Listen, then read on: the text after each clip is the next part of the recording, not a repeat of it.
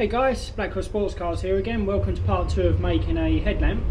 This is the back part we basically made. Show you a little bit from the back here.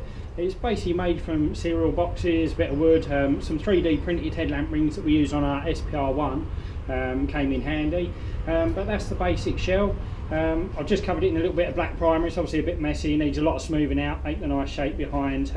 Same as this part here, this will all be sort of curved right to the edge, this will be curved back and curved round, and then obviously a slim line down here. We'll have the daytime running light and the indicator running through here, and then two 90mm lamps here for your dim and dip and your high beam. What we've got to do at the back here is just obviously we'll put a big lump of filler, I don't know if you can see this, at the back here, and we'll smooth this off at an angle, and then we'll get like a drill flat disc, and then we'll taper it out so it sort of comes out level, so that then the whole entire lamp appears into this, so give it a finished look. But like I say, a lot of smoothing out yet. We've got a bit of a flange on here. Now the way we made this, I don't know if you saw before, we actually masking taped up all around this. We made our part in the hole, a few bits of card in the gap, which you'll see on some of my pictures, and then we, like I say, masking taped over the whole thing just to see that I'll stop it sticking to the body. Then we give it a layer of tissue just to give it a bit of a gripper. I left it overnight so it was fully cured, and then come in today and just one layer of 450 on it just to give it some depth with something to work with, obviously, when we're filling up.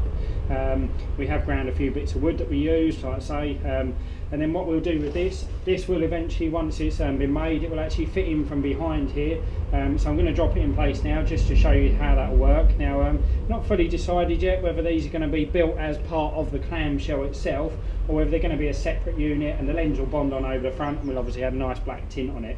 But I'll drop this in the hole just so it gives you an idea of how the headlamp looks.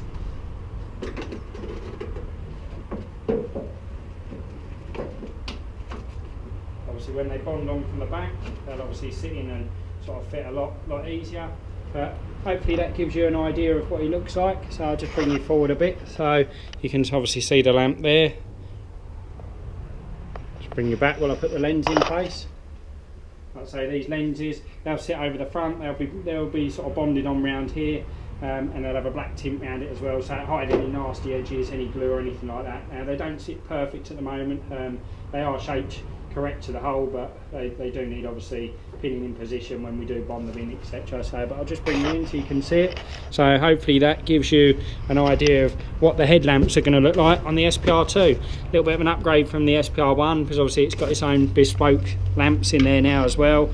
The lamps will obviously have the adjusters at the back of them, so you can tilt the lamp, and then what we'll do is we'll make a housing up behind it as well, so that you can easily access the bulbs, and obviously no elements are going to get in there or anything like that. I don't want any nasty flies or anything. But there we go, that's our SPR2 headlamp.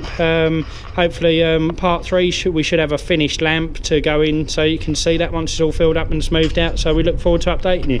Like I say, if you do want to see more from this, then obviously like and subscribe to Blackwell Sports Cars, and we'll just keep putting as much as we can on to keep you guys entertained. So thanks for watching. Cheers, bye.